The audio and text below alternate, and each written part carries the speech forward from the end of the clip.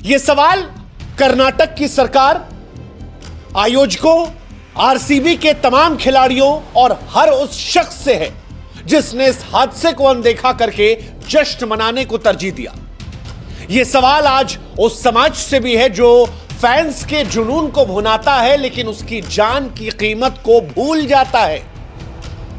4 जून 2025 शाम के तकरीबन 5-6 बज रहे थे। कर्नाटक की राजधानी बेंगलुरु में 18 साल के बाद आरसीबी ट्रॉफी जीतकर आई थी तो शहर में जश्न का माहौल था।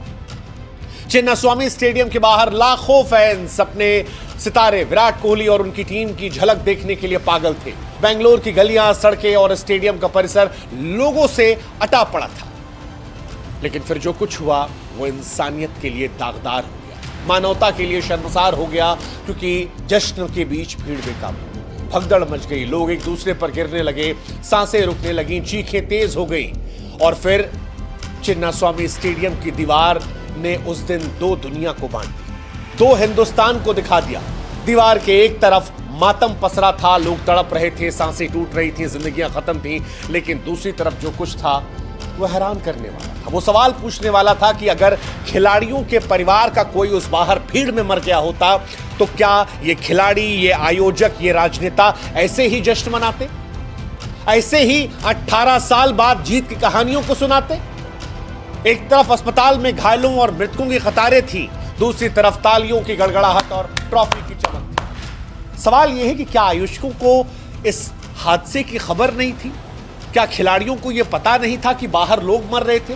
क्या राजनेताओं को यह पता नहीं था कि लोगों की जान जा रही है?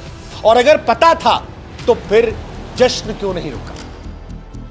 हादसे की खबर मिलने के बाद नेताजी चुपचाप निकल गए, लेकिन जश्न का तमाशा वहां चलता रहा। और इसीलिए सवाल है कि क्या संवेदनाएं इतनी सस्ती हो गई हैं कि मुंह से एक लफ्ज नहीं निकला? क्या 11 जिंदगियों की कीमत इतनी सस्ती हो गई है कि जश्न को रोकने की जरूरत नहीं समझी गई? और क्या खून से अब यह ट्रॉफी भी सन गई है? सच कहें तो कई बार यह लगता है कि इस देश में आम आदमी की मौत सिर्फ एक नंबर है। सरकार किसी की भी हो, जान की कोई कीमत नहीं है। मरने वाले लोग जो हैं वो बेनाम, गुमनाम और बस इतने मरे उतने मरे, उसकी गलती इसकी गलती में खत्म हो जाते हैं।